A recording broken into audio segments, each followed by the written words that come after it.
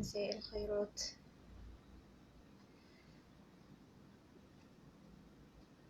قولولي كده ايه الأخبار؟ الصوت والصورة واضحين؟ جوجو، انستجرام وفيسبوك. بس أنا حاسة هنا الإضاءة فيها حاجة، مش عارفة بقى ده من عندي ولا. قولولي كده الصورة ايه والصوت أخبارهم ايه؟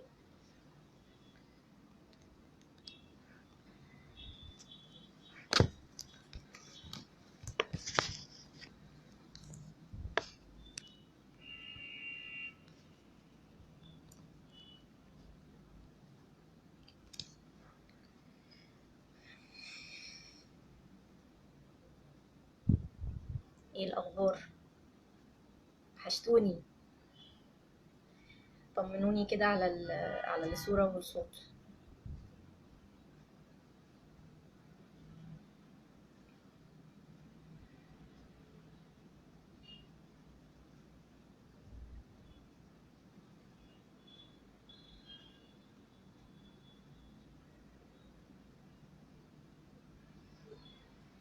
الصورة والصوت واضحين؟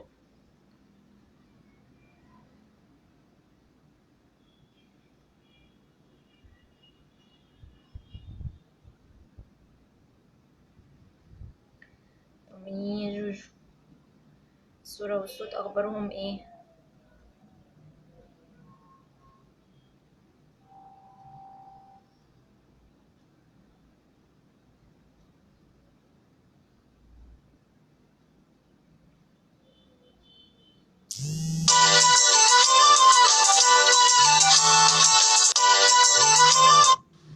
طمنوني على الصورة والصوت.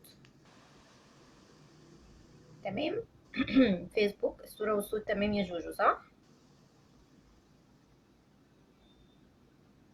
والانستجرام.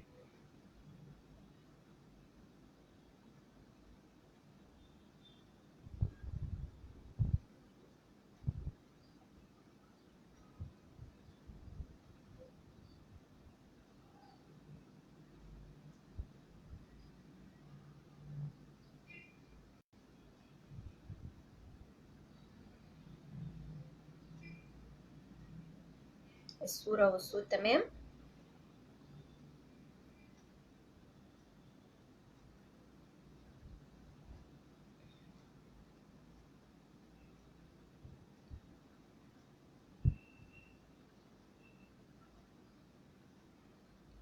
تمام، ميرسي يا جوجو.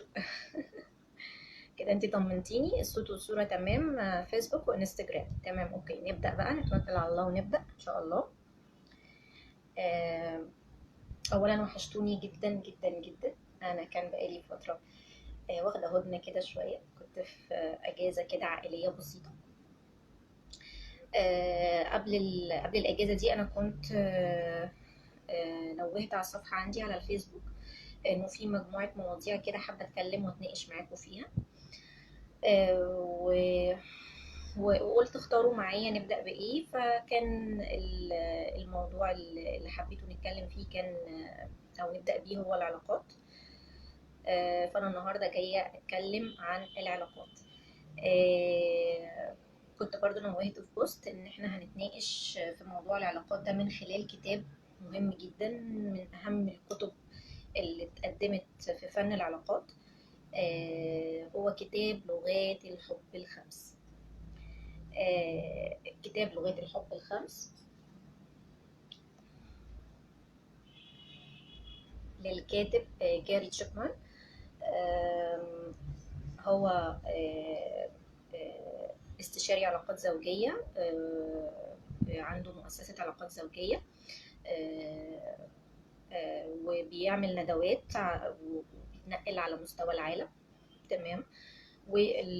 والكتاب ده هو نتاج مجموعة كبيرة جدا من الجلسات اللي هو قدمها من خلال الحالات اللي كانت بتجيله العيادة. استخلص منها الحالات طبعا اللي في مجال العلاقات. استخلص منها 5 لغات أساسية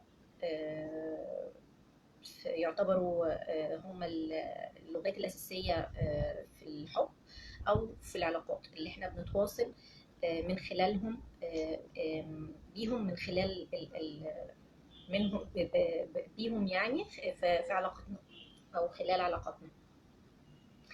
تمام. ف قبل أي حاجة أنا حابة بس أنوه على كذا نقطة مهمة.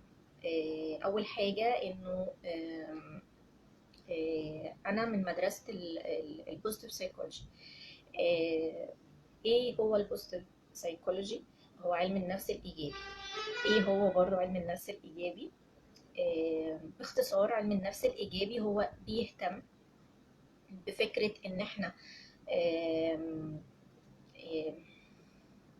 نبدأ نطور من نفسنا، ونبدأ نشوف ايه اللي ممكن، ايه الخطوات وايه السبل اللي ممكن ناخد بيها علشان خاطر نطور حياتنا للأفضل، ونبقى من مستوى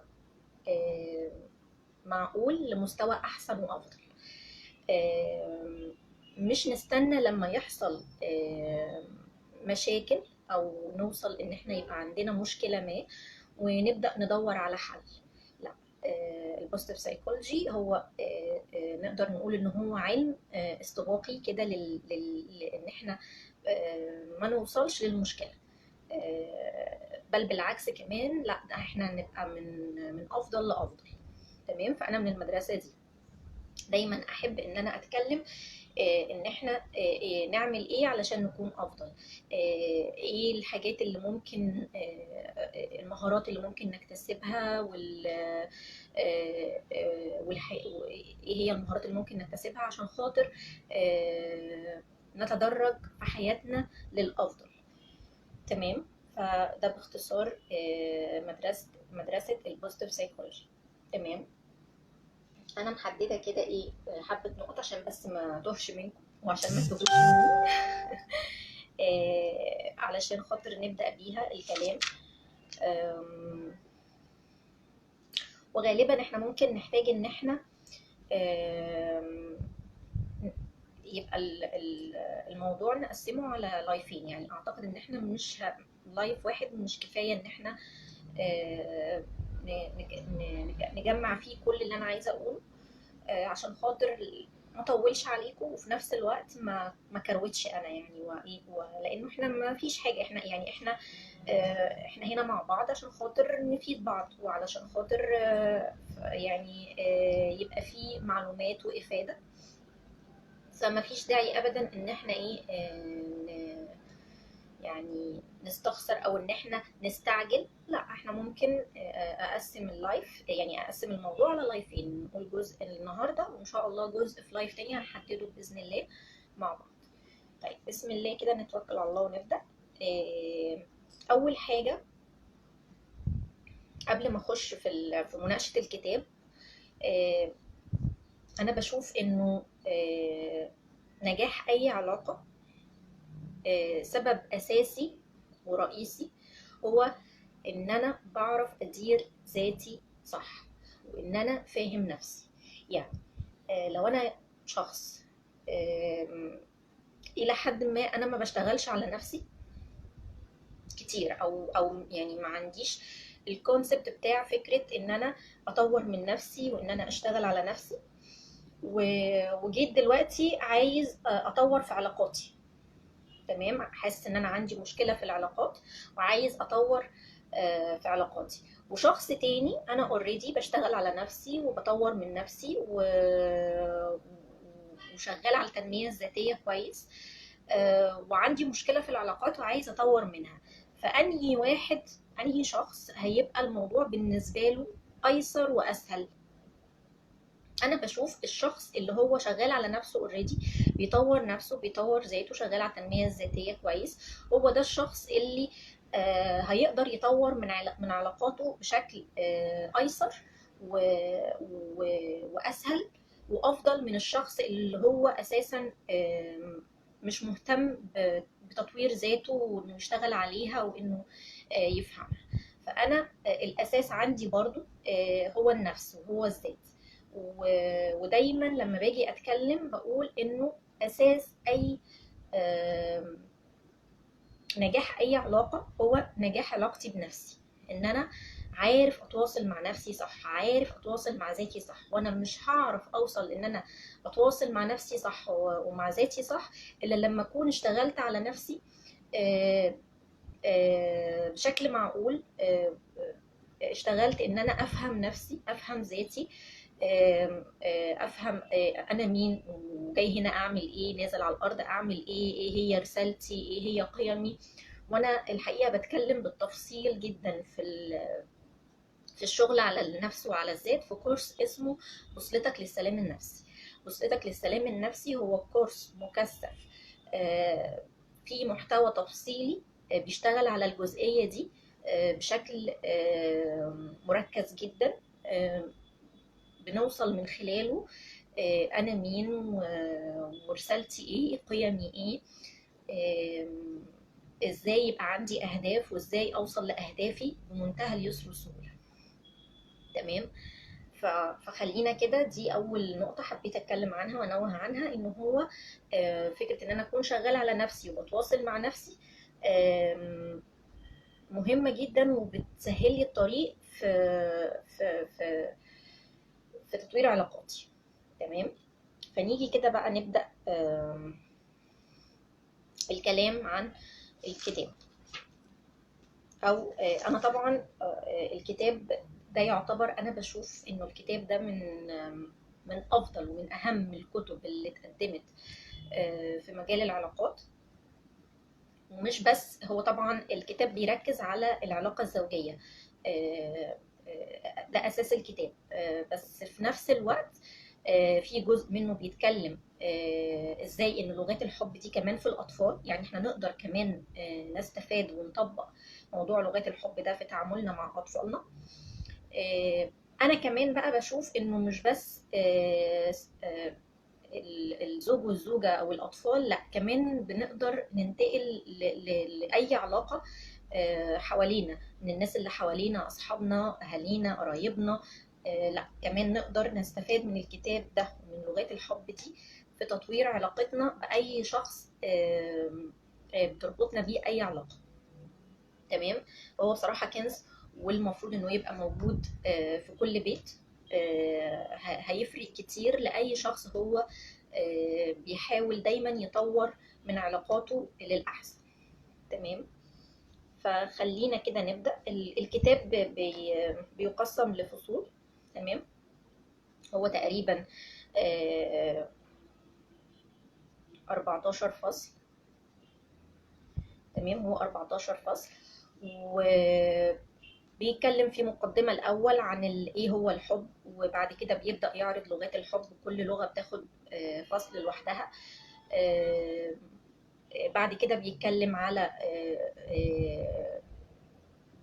ازاي ان انا كزوجة اكتشف لغة الحب بتاعتي، وازاي انا كزوج اكتشف لغة الحب بتاعتي. وبيتكلم في فصل عن لغات الحب والاطفال. فهو بصراحة كتاب دسم جدا ومليان بالمعلومات، لانه كمان هو مش مجرد بيسرد معلومات كده وخلاص، لا هو بيسردها من خلال قصص واقعية، اللي هي قصص الحالات اللي كانت بتزور الدكتور جاري في العيادة بتاعته. تمام. فهنيجي هنا هنلاقي أول فصل.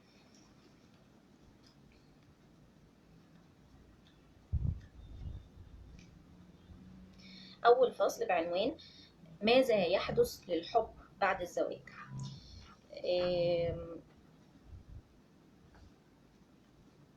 فهنا الكاتب بيشرح ايه اللي بيكون حاصل قبل الزواج وايه اللي بيكون حاصل بعد الزواج. فهنا في نقطة مهمة استوقفتني، حبيت ان انا اتناقش معاكم فيها. وهنا الكاتب بيقول اذا كنا نريد ان نتواصل بشكل فعال خارج حدود الحدود الثقافية، فينبغي أن نتعلم اللغة التي يتحدث بها الأشخاص الذين نريد أن نتواصل معهم. يعني أنا دلوقتي طبيعي انا شخص وزوجي شخص اخر، انا جايه من بيئه مختلفه عنه خالص، تربيه مختلفه، معتقدات مختلفه، افكار مختلفه، اتربيت بشكل مختلف، فطبيعي احنا هنبقى شخصين مختلفين.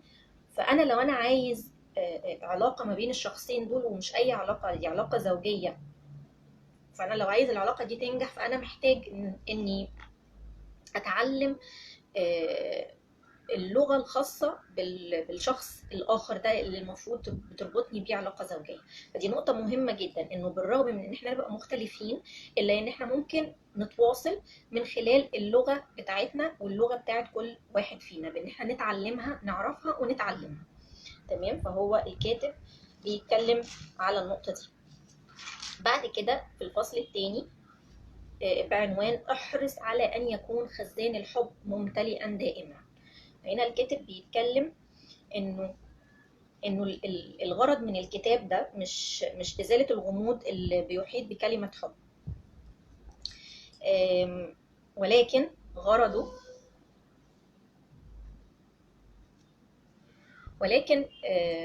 ولكن غرضه انه يركز على نوع الحب المطلوب لصحتنا النفسيه. وهنا الكاتب بيلفت نظرنا لنقطه مهمه جدا، وهو انه في حب بيبقى في صالح صحتنا النفسية، وفي حاجة تانية الناس سمتها حب بتبقى بتشتغل ضد صحتنا النفسية.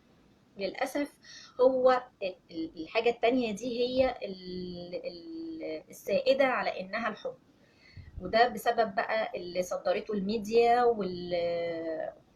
والمجتمع على مر الزمن، يعني إنه هو ده الحب. ولكن احنا هنعرف من خلال الكتاب ده انه ده مش حب، دي مرحلة. هنعرف دلوقتي، هنتنقل للفصل اللي جاي وهنعرف ايه هي دي، ده اسمه ايه، ده المرحلة دي اسمها ايه. ولكن الحب الحقيقي هو الحب باختصار كده زي ما هو الكاتب قال، هو الحب اللي بيكون في صالح صحتنا احنا النفسية، اللي بيبقى بيساعد على صحتنا النفسية، مش بيبقى بيشتغل ضد صحتنا النفسية ويؤذينا نفسيا. تمام. فدي كانت من النقاط المهمة اللي أنا حبيت أنوه عنها هنا في الكتاب. كمان بيلفت نظرنا زي ما أنا قلت إن هو مش بس لغات الحب ما بين الأزواج، لا كمان ده كمان في الأطفال. فبيقول هنا أكثر السلوكيات السيئة التي تصدر عن الأطفال تكون بسبب الرغبة الملحة في ملء هذا الخزان اللي هو خزان الحب. ففكرة انه انا طفلي بيمارس سلوكيات سيئة مش مظبوطة، وهنا الكاتب بيلفت نظرنا انه ده بيبقى بسبب انه خزان الحب عنده فاضي. فاحنا لو عرفنا لغة الحب بتاعت الطفل ده فسهل قوي ان احنا نملاها، وبالتالي السلوك ده هيختفي. هو بيتكلم في نقطة مهمة جدا. احنا معظمنا يمكن احنا بنفضل يعني بنعاني من فكرة انه ابني عنده سلوك مش مظبوط، وبنقعد نلف وندور وندوخ في علاج السلوك، في حين انه علاج السلوك ده هو في معرفة لغة الحب بتاعة طفلي، وان انا اشبعه واملى خزان الحب عنده من خلال لغة الحب دي. فدي برضو من النقاط المهمة والجميلة جدا في الكتاب. بعد كده في الفصل الثالث الكاتب بيتكلم عن الوقوع في الحب. الفصل اسمه الوقوع في الحب. طب ايه هو بقى الوقوع في الحب؟ تعالوا كده نشوف. وده يمكن من اكتر الفصول اللي فيه كذا نقطة انا حابة اناقشكم فيها لانها مهمة جدا من وجهة نظري. فخليني بس الأول أتكلم وأنوه عن فكرة الوقوع في الحب من وجهة نظر الكاتب هنا. إن هو بيتكلم إنه الوقوع في الحب دي المرحلة الأولانية اللي بتبقى ما بين أي اتنين، لكن مش هو ده الحب. فخلونا هنا نشوف الكاتب هنا بيقول إيه. بمجرد أن تأخذ تجربة الوقوع في الحب دورتها الطبيعية. وبيقول لنا تذكر أن متوسط عمر تجربة الوقوع في الحب 2 عام فقط. يعني تجربة الوقوع في الحب دي آخرها 2 سنين. تمام؟ طيب، وهنعرف دلوقتي ايه هي مرحلة الوقوع في الحب دي او تجربة الوقوع في الحب. فلما السنتين دول بيخلصوا ايه اللي بيحصل بقى؟ وده اللي بيحصل في في اغلب الزيجات ونيجي بعد الجواز نلاقي انه ايه، الحياه اختلفت تماما، والشكل العلاقه اختلف تماما، والاهتمامات والمتطلبات اختلفت تماما عن ما كنا بنشوف في الفتره بتاعه الخطوبه والارتباط والحياه الورديه اللي بتبقى في الاول. فتعالوا كده نشوف الكاتب هنا بيقول ايه. يعود شريك الحياة إلى عالم الواقع، ويبدأ كل منهما في إثبات قوته، وسيبدأ في التعبير عن رغباته، ولكنها ستكون مختلفة عن رغبات شريك حياته. فهو يرغب في شراء سيارة جديدة، وهي تقول هذا سخيف. وهي ترغب في زيارة والديها، وهو يقول أنا لا أحب قضاء الكثير من الوقت مع عائلتك. هو يرغب في الاشتراك في مسابقة البيسبول، وهي تقول له أنت تحب لعبة البيسبول أكثر مما تحبني. وشيئا فشيئا ينتهي هذا الشعور المتوهم، ويذهب أدراج الرياح، وتبدأ رغبات المرء وعواطفه وأفكاره الخاصة وسلوكياته الشخصية في الظهور. لقد أصبحا شخصين بعد أن كان شخصا واحدا، لم يعد عقلهما مرتبطين ببعضهما، ولم تختلط مشاعرهما في بحر الحب إلا لفترة قصيرة. وبدأت الآن أمواج الحقيقة تفرق بينهما، لم يعودا غارقين في الحب. وعند هذه النقطة إما أن ينفصل ويحدث الطلاق بينهما، ويبدأ كل منهما في رحلة البحث عن تجربة جديدة للوقوع في الحب، يبدأوا السيركل تاني من أول وجديد، أو أن يعمل بجد على أن يتعلم كل منهما كيف يحب الآخر دون أن يشعر بالسعادة الغامرة التي كانت تصاحب تجربة الوقوع في الحب. وما علينا من الجملة دي، يعني مش عايزاكم ايه تحسوا بإحباط منها، لأنه هيبدأ يشرحها لنا في ال في ال في ال في الجزء اللي جاي من الكتاب. تمام. طيب، فهنا الكاتب بيتكلم انه دلوقتي احنا عدينا خلاص مرحلة الوقوع في الحب، اللي هي هو بيقول ان هي اخرها سنتين. تمام. فهي المرحلة دي اللي هي المرحلة بتاعت انا بقى المشاعر والاحاسيس هي اللي بتبقى غالبة. فانا اللي حركني تجاه الشخص ده مشاعر واحاسيس انا حسيتها، وبناء عليه بتطلع مني سلوكيات مش بي يعني مش بيتحكم فيها العقل قوي. المتحكم فيها الاكتر هو مشاعري واحاسيسي. فعشان كده الكاتب بيقول لنا مش هو ده الحب، دي تعتبر مرحلة اسمها مرحلة الوقوع في الحب. وهنا الكاتب بيجيب لنا بيستشهد ببحث من ابحاث احد الدكاتره النفسيين اسمه دكتور سكوت بيك. سكوت بيك بيقول لنا ايه؟ انه تجربه الوقوع في الحب لا تعتبر حبا حقيقيا لثلاث اسباب. ايه هم بقى؟ اول حاجه ان الوقوع في الحب ليس عملا اراديا، زي ما احنا قلنا كده، انا حصل لي احاسيس ومشاعر حركتني تجاه الشخص ده. تمام. فبدأت سلوكياتي اللي نابعة مني هي نابعة من منطلق الأحاسيس والمشاعر دي، مش بإرادة خالصة. يعني أنا ما بفكرش ولا بخطط ولا بتكتك أنا هعمل إيه. لا، أنا كل اللي بيحركني مشاعري اللي أنا حسيتها تجاه الشخص ده. فعشان كده هو بيتكلم انه اول سبب يخلينا نقول ان المرحله دي مرحله الوقوع في الحب ليست حبا حقيقيا، انه العمل اللي طالع منها عمل لا ارادي. فنقطه مهمه جدا في الحب الحقيقي انه يبقى انا بعمل ده علشان انا عايز اعمل ده، مش شويه مشاعر واحاسيس هي اللي حركتني، لا. فدي نقطه مهمه جدا. السبب الثاني اللي بيشوفه دكتور بيك انه الوقوع في الحب لا يعتبر حبا حقيقيا لان الشخص لا يبذل اي جهد في ذلك. زي ما انا قلت ان هو طالما هو لا ارادي، فاي حاجه لا اراديه ما بيبقاش فيها جهد مبذول. يعني فكروا كده، اي حاجه انا بعملها بشكل لا ارادي ما بتبقاش محتاجه جهد. وهو بيتكلم انه الجهد ده هو احد سمات الحب الحقيقي، ان انا ببذل جهد عشان خاطر يبقى ده اقدر اطلق عليه او اسميه حب حقيقي. فانا المفروض ان انا اكون ببذل جهد تجاه العلاقه دي او تجاه الحب ده. ثالث سبب بيقول لنا عنه، بيكلمنا عنه دكتور بيك، بيقول ان الشخص الذي يقع في الحب لا يهتم في الحقيقة بتشجيع النمو الشخصي للطرف الآخر. يعني ايه؟ يعني انا دلوقتي احنا اتنين اتشدينا لبعض في مشاعر واحاسيس تجاه بعض، فخلاص احنا لما بنوصل للمرحلة دي بنحس انه يا هو ده اللي انا كنت مستنياه، هو ده اللي انا كنت عايزه، خلاص انا مش عايز حاجه تاني. فخلاص انا حاسس ان انا وصلت للي انا عايزه، فما فيش حاجه خلاص تاني قدامي عايزها. ف ف ف فبناء عليه انا لا بشجع نفسي ولا بشتغل على نفسي ان انا اطور من نفسي، ولا بشجع الطرف الاخر على انه يطور من نفسه و... ويبقى فيه نمو ونضج نفسي، لانه انا ببقى شايف خلاص انا وصلت للغايه. فتخيل انت خلاص وصلت لشعور او احساس ان انت وصلت للغايه، فخلاص انا مش عايز حاجه تاني، هعوز تاني ايه؟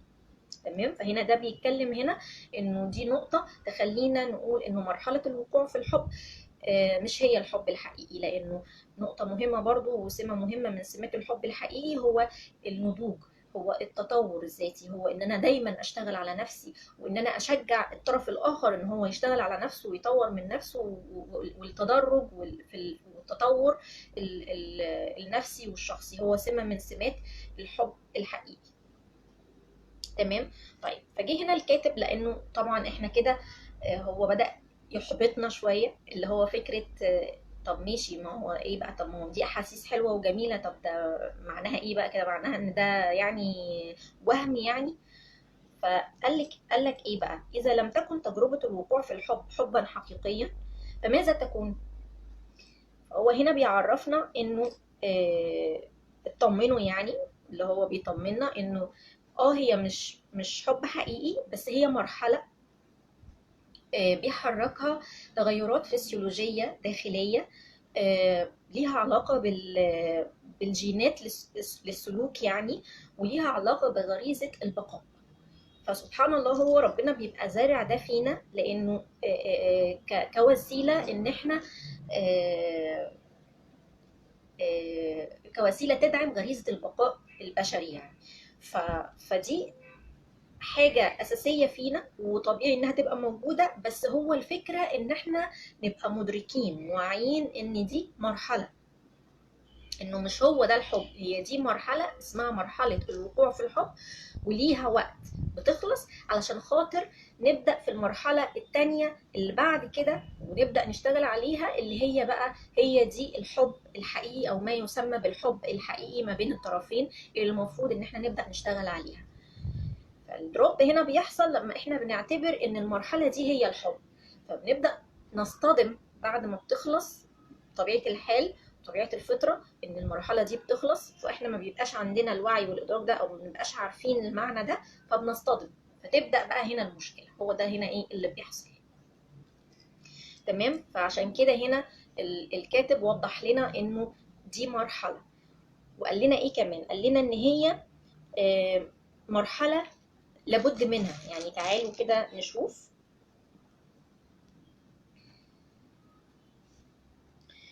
بيقول لنا ايه هنا؟ انه فهل هذا يعني اننا عندما نخدع بوهم الوقوع في الحب ونتزوج فانه يكون امامنا احد خيارين: ان يكون قدرنا ان نحيا حياة بائسة مع شريكنا في الحياة، او الخيار التاني بقى ان نهرب من هذا الزواج ونحاول مرة اخرى. يعني هل ده معناه بقى ان انا يا اما استسلم واعيش بقى خلاص ابقى متقبل ان هو ده الزواج بقى واللي هو ده شر اللي لابد منه واكمل بالطريقه دي، او يا اما انا ما لقيتش انه الاحاسيس والمشاعر الجميله اللي انا كنت حاسسها دي كملت معايا وجت فتره وبس خلاص بقى انا كمان انهي العلاقه. تمام. وهو بينوه هنا انه الجيل انه جيل ان جيلنا اختار الخيار الثاني اللي هو فكره الانفصال. احنا لو جينا بصينا هنلاقي انه فعلا يعني عدد لا بأس به يعني من العلاقات او الزيجات بتيجي عند، طبعا هي لانها ما بتبقاش على وعي بقى باللي احنا بنتكلم فيه ده دلوقتي، فبتيجي مع نهاية المرحلة دي، مرحلة الوقوع في الحب، يبدأوا يصطدموا بالمرحلة اللي بعد كده، ويلاقوا ان هي مش بتتسم بنفس السمات اللي كانت موجودة في مرحلة الوقوع في الحب. فيبدأ عندهم اول حاجة يفكروا فيها انه لا، انا اخترت غلط، واضح ان انا اتسرعت، فلا خلاص ننفصل وكل واحد يروح لحاله. ولكنهم مش بيبقوا واخدين بالهم انه لا، هو مش انت اتسرعت ولا حاجه، لا انت في مرحله وخلصت، والمفروض ان احنا نبدا مرحله جديده، وعشان نبدا مرحله جديده محتاجين نتعلم مهارات المرحله الجديده دي. تمام. فهنا بيتكلم بيقول انه بيقول ايه بقى، نستخلص بطريقه تلقائيه اننا اخترنا الخيار الافضل، ربما يتوجب علينا ان ندرس بعض البيانات. ففي الوقت الحالي هناك 40% من حالات الزواج الأولى تنتهي بالطلاق، وتنتهي مفاجأة بقى، المفاجأة، وتنتهي 60% من حالات الزواج الثانية، و75% من حالات الزواج الثالثة نفس النهاية. انتوا متخيلين؟ يعني اللي بيبقى مفكر ان هو لما يجي يصطدم بقى بالمرحلة الثانية، وانه مفكر ان هو كده اختار غلط، فانا هنفصل بقى واشوف طريق تاني، واشوف ارتبط بحد تاني. لا، ما تفتكرش انه ده حقيقة، لانه هنا الدراسات بتقولك انه لو كانت 40% من الزيجات بتنتهي بالطلاق الأولى، الزيجات الأولى بتنتهي بالطلاق، ف60% من تجربة الزواج الثانية بتنتهي بالطلاق، و75% من تجربة الزواج الثالثة بتنتهي بالطلاق. فالموضوع بيزيد مش بيقل، فده مش حل. تمام. هو بيقول لنا هنا، وتظهر هذه البيانات أن احتمالية الحصول على السعادة في المرة الثانية أو الثالثة ليست حقيقية للأسف. طيب، ويبدو من هذا البحث أن هناك بديلا ثالث. هو هنا بقى بيطمنا، هو الحمد لله هو مش بديلين بس، مش يا إما بقى ده شر لابد منه، أو يا إما بقى ننفصل، لا، في حل ثالث هيرضي جميع الأطراف. إيه هو؟ هو إننا لابد وأن نعطي تجربة، أول حاجة تجربة الوقوع في الحب قدرها الحقيقي كمرحلة اهتياج عاطفي مؤقت. يعني هو هنا بيلفت نظرنا لحاجة، أول نقطة إنه مرحلة الوقوع في الحب دي مرحلة لابد منها، يعني ما استهونش برضو بيها خالص. هي فكرة إن أنا ما اديهاش بقى اهتمام، لا، اديها اهتمام، بس اتعامل معاها على إنها مرحلة، أبقى عارف إنها مرحلة وهتخلص. تمام. فدي أول نقطة، إن أنا أديها حقها وأبقى عارف إنها مرحلة وهتخلص. فبيقول لنا إيه هنا؟ كمرحلة اهتياج عاطفي مؤقت، بعدها نبدأ البحث عن الحب الحقيقي مع شريكنا في الحياة. نبدأ بقى ندور احنا ازاي هنمارس الحب الحقيقي مع بعض بقى. يعني خلاص احنا مارسنا، كانت مرحلة حلوة قوي مع بعض وجميلة قوي مع بعض، بس خلاص هي المرحلة دي خدت وقتها وخلصت. فيلا بينا بقى نبدأ في المرحلة التانية، ونبدأ نشوف احنا مطلوب مننا ايه احنا الاتنين في المرحلة دي عشان نعمله، عشان نطور من مرحلة الوقوع في الحب لترتقي وتبقى حب حقيقي. تمام كده؟ طيب. وهذا الحب هو بقى بيعرف هنا الحب الحقيقي ده، او المرحلة التانية دي بتبقى ايه. وهذا الحب حب وجداني بطبيعته، ولكنه ليس هوسيا. يعني ايه حب وجداني ليس هوسيا؟ انه الحب الذي يربط بين العقل والعاطفة. حب وجداني يعني بيربط بين العقل والعاطفة، ففي توازن، ما يبقاش هي مشاعري بس هي اللي محركاني ومشيني، لا، في عقل وفي مشاعر، في إدارة للأفكار وفي إدارة للمشاعر. هو ده أساس المرحلة دي وأساس الحب الحقيقي. طيب، إنه يرتبط بالإرادة زي ما احنا قلنا بقى، بالإرادة، ويتطلب النظام، ويعترف بالحاجة إلى التطور الشخصي. اللي هو فكرة أنا بعمل ده عشان خاطر أنا عايز أعمل ده، لأنه أنا عايز أطور من علاقتنا للأحسن. فده في إرادة. فكرة إنه بقى في نظام، اللي هو فكرة احنا طب تعالى بقى نقعد مع بعض ونشوف احنا هنعمل ايه وايه النظام والسيستم اللي هنمشي عليه عشان خاطر علاقتنا دي تتطور من كويس لأحسن.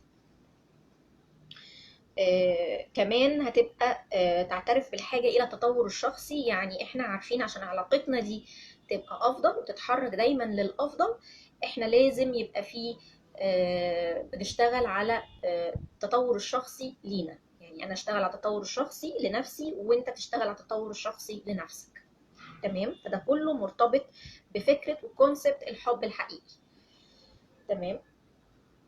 طيب، إن أكثر ما نحتاج إليه من الناحية العاطفية ليس أن نقع في الحب، أمال إيه؟ ولكن أن نشعر بالحب من غيرنا. ركزوا في الحتة دي. هو فكرة إنه مش إن إحنا نقع في الحب بقى والأحاسيس والمشاعر الجميلة، ماشي دي حلوة كل حاجة زي ما إحنا قلنا، بس دي مرحلة. بس إيه هي بقى فكرة الحب؟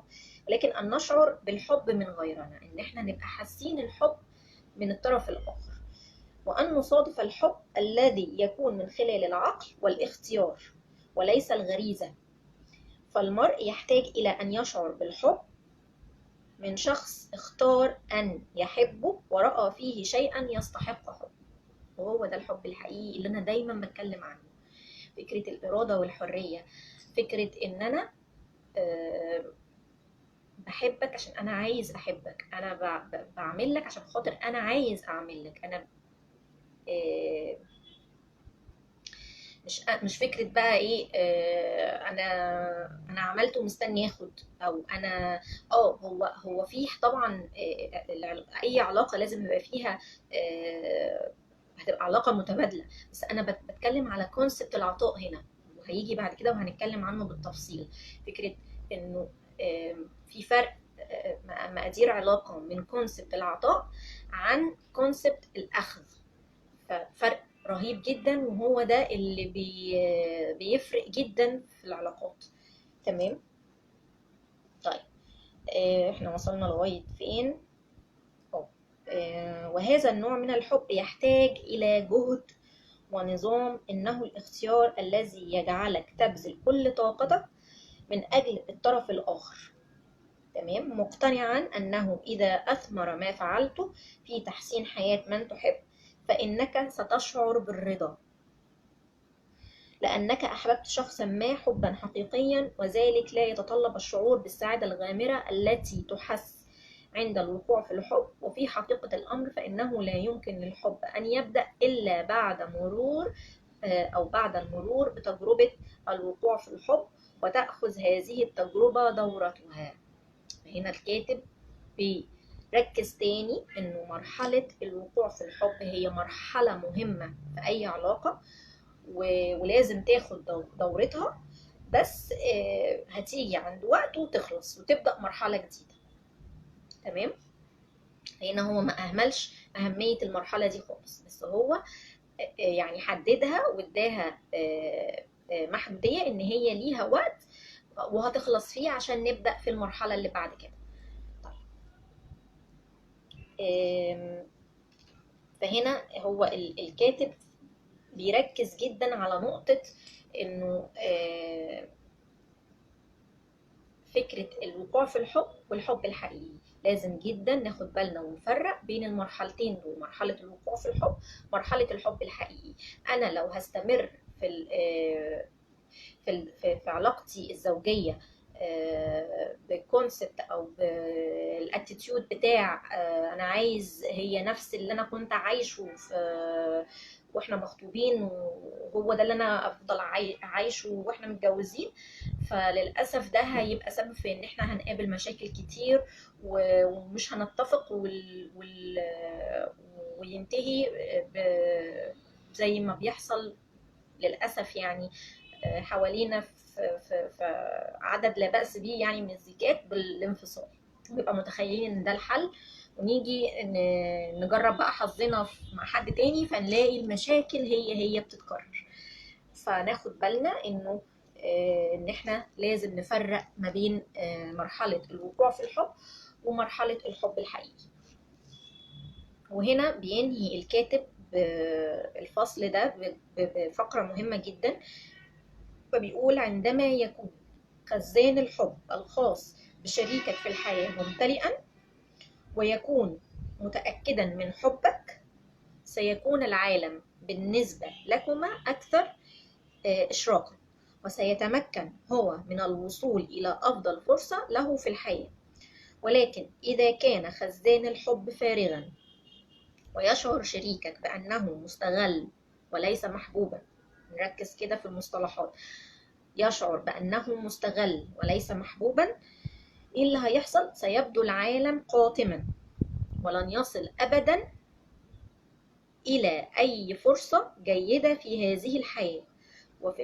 تمام كده؟ فيبقى هنا الكاتب بيقول لنا إنه أساس القصة كلها هو إنه الطرف الآخر يبقى الخزان بتاع الحب عنده ممتلئ.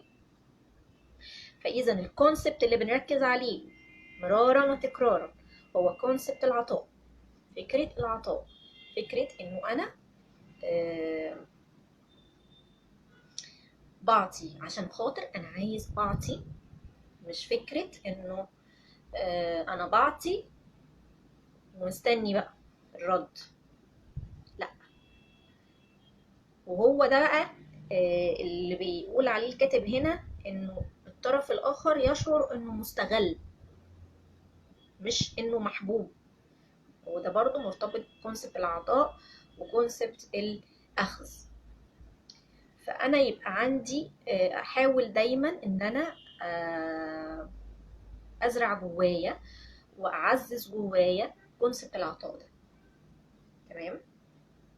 في طرق كتيرة إحنا نقدر نعزز فيها بيها ده جوانا. أولها هو تقديرنا وحبنا لذاتنا. وكمان لو رجعنا للقرآن هنلاقي إنه ربنا بيقول إيه: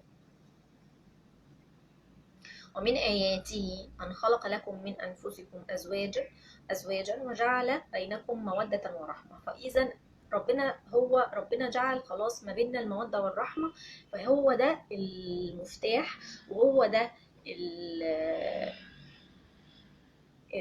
أقدر أقول إيه، المكان اللي أقدر أشحن منه الكونسبت بتاع العطاء، ان انا ابقى عندي حته العطاء دي بدون ما اكون منتظره الرد. تمام؟ وده مش معناه، تاني هقول مع اني انا اتكلمت فيه كتير جدا، مش معناه ان انا اعطي وخلاص بدون ما يبقى فيه رد فعل. لا، هو اوريدي القانون الالهي بيقول لنا ان انا لو اديت هاخد. فده لازم اكون يعني يكون موجود جوايا. بس هو الفكره بقى ان انا ما اجيش وانا بدي ابقى بدي من حته انا بدي عشان اخد. لا، خلاص انا عارفه ده قانون، انا طالما هدي فانا هاخد، ده ربنا اللي وعدني بكده، فخلاص اشيلها بقى من دماغي خالص واتعامل من منطلق انه ده يعني قانون الهي طبيعي. انا طالما انا وجدت في الحياه وموجوده فانا لازم اعطي، ده طبيعي، وده يعني قيمة طبيعية ربنا زرعها فينا، فخلينا نديها بالفطرة، بلاش نشوهها بحتة الكونسبت بتاع الأخذ. تمام كده؟ طيب، هنيجي بقى بعد كده للجزء اللي بعد كده. هيبدأ الكاتب يتكلم على لغات الحب الخمسة. فايه هم بقى لغات الحب الخمسة؟ الكاتب بيقول لنا اول لغة هي كلمات التشجيع. كلمات التشجيع هي اول لغة من لغات الحب الخمسة. تاني لغة وهي تكريس الوقت. ثالث لغة وهي تبادل الهدايا. رابع لغة وهي الأعمال الخدمية. وخامس لغة وهي الاتصال البدني. دول الخمس لغات في وجهة نظر الكاتب 5 لغات الحب الخمسة أو 5 لغات للحب. تمام. كل شخص فينا عنده لغة أم. أنا سميتها كده، اللغة الأم بتاعتك إيه؟ لغة الحب الأم بتاعتك إيه؟ اللي هو كل حد فينا عنده لغة واحدة هي تعتبر الأولوية عنده. يعني في حد لغة الحب الأساسية بتاعته كلمات التشجيع، هي دي اللي بتفرق معاه جدا وبتملى خزان الحب عنده بشكل قوي. في حد تاني لغة الحب الأساسية بتاعته تكريس الوقت. حد تالت لغة الحب الأساسية بتاعته تبادل الهدايا. حد رابع لغة الحب الأساسية بتاعته الاتصال البدني. وحد خامس لغة الحب الأساسية بتاعته الأعمال الخدمية. فإذا كل شخص فينا عنده لغة حب أساسية، ولكن ده مش معناه إنه اللغات التانية مهملة أو ملهاش نصيب عنده، لأ، ليها نصيب برضه. بس احنا بنتكلم في التدرج، بنتكلم ايه هي اللغة اللي واخده النصيب الاكبر عنده او الاولويه. زي ما انا قلت كده، انا بعتبرها اللغه الام، وتيجي بعديها بقى بقيه اللغات. تمام. ف في الفصول اللي بعد كده الكاتب بيستعرض كل لغه على حده، كل فصل بيتكلم، فصل كامل بيتكلم على لغه لوحدها. تمام. وهو هنا بيتكلم في الفصل الرابع على اول لغه، وهي كلمات التشجيع. الشخص اللي اللغه بتاعته هي او لغه الحب بتاعته كلمات التشجيع، بيتكلم في الفصل بالتفصيل، بيستشهد زي ما انا قلت بقصص من العيادات، الحالات اللي كانت بتتردد على العياده عنده، وبيتكلم بالتفصيل الممل جدا في ايه هي اللغه دي وازاي اتعامل بيها لو انا شريكي في الحياه دي لغته الاساسيه.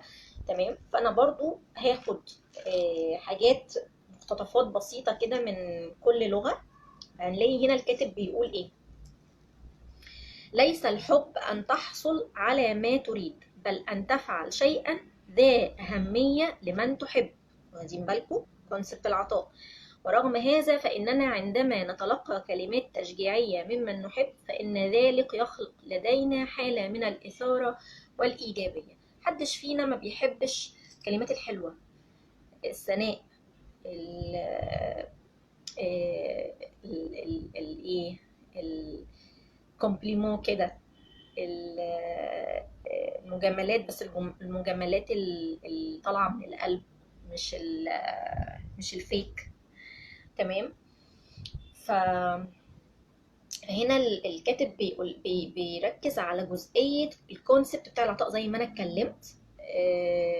فكرة ان انا اتعامل من منطلق العطاء مش من منطلق الاخذ.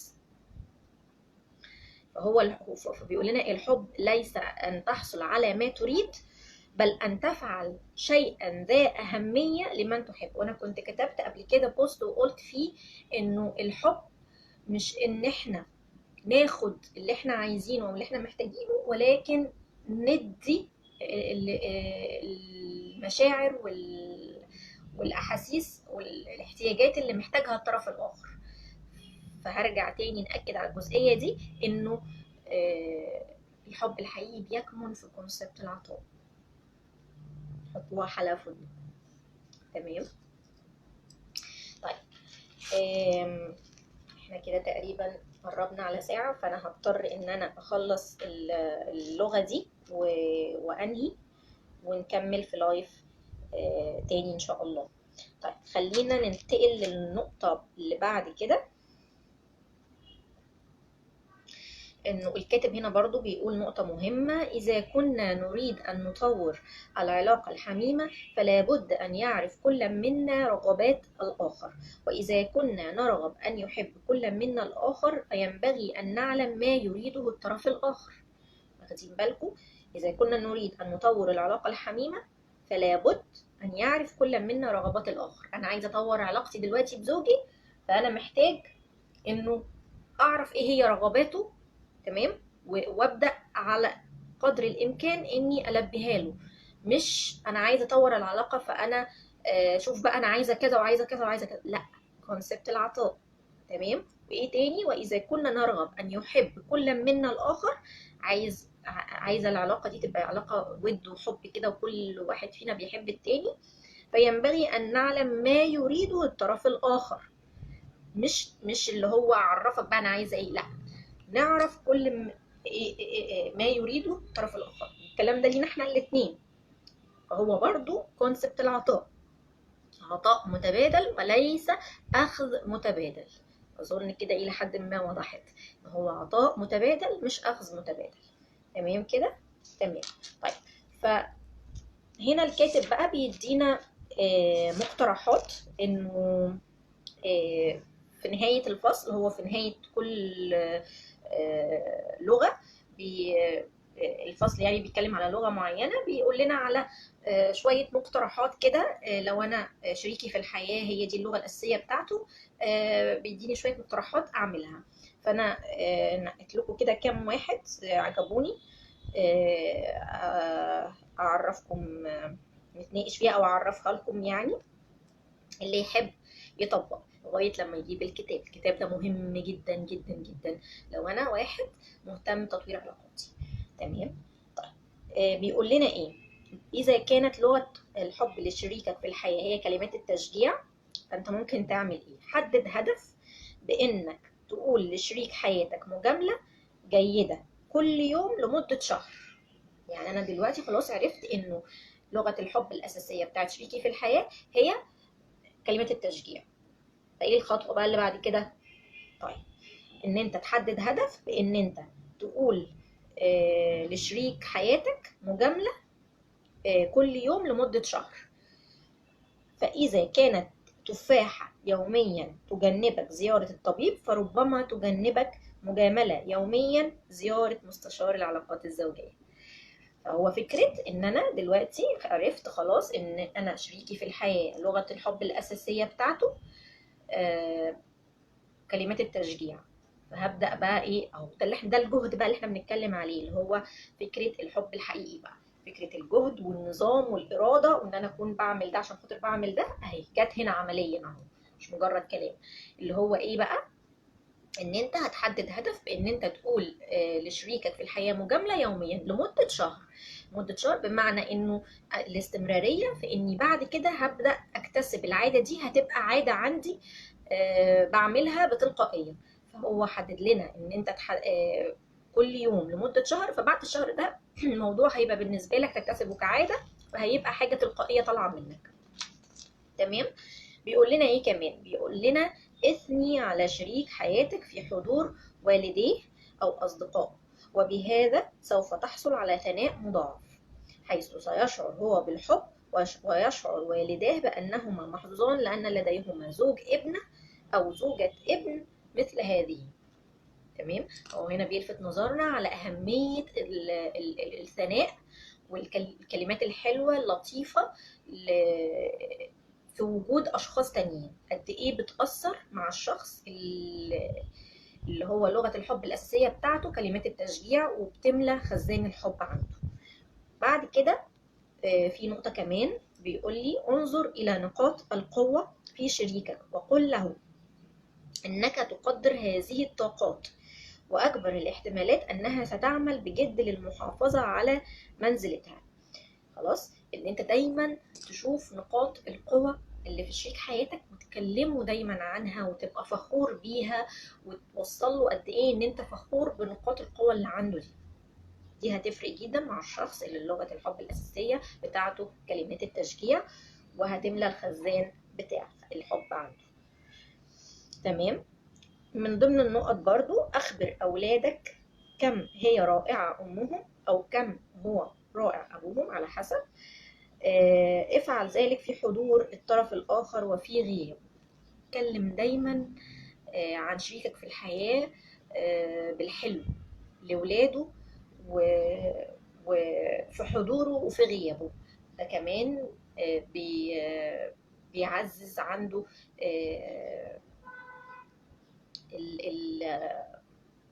حتة الحب والتقدير ليك، وبيملى خزان الحب عنده. ده باختصار كده. اتكلمنا على لغة الحب الأولانية وهي كلمات التشجيع. لسه في كلام كتير جدا احنا ما خلصناهوش، لسه هنكمل بقية الكلام عن لغات الحب الخمسة، ولسه كمان هنتكلم عن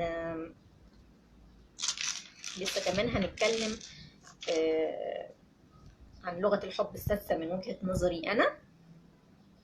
وطبعا هو الكاتب عامل نموذج اختبار كده محترم يعني، علشان تكتشف ايه هي لغة الحب بتاعتك ولغة الحب بتاع شريكك في الحياة. تمام. فانت لو انت هيبقى عندك الكتاب هيبقى سهل جدا ان انت تكتشف لغة الحب عندك او عند شريكك. لو انت مش عندك الكتاب، لغاية لما يبقى عندك الكتاب ان شاء الله، انا عندي مقترح كده بسيط ازاي تكتشف لغة الحب بتاعتك او بتاعت شريكك في الحياة. ولسه كمان عايزة نتكلم على لغات الحب والأطفال ولغات الحب وتأثيرها في العلاقات في العموم. تمام. فده كله ان شاء الله هنرتب له لايف تاني باذن الله، لانه مش هينفع اقعد اكتر من كده. كفايه كفايه عليكم علشان خاطر ما تزهقوش مني. تمام. فاحنا كده اتكلمنا في جزء من اللي احنا جايين نتكلم عنه، وان شاء الله نظبط لايف تاني ان شاء الله نكمل فيه كلامنا عن العلاقات وكتاب لغات الحب الخمس للكاتب جاري تشو. يا رب اكون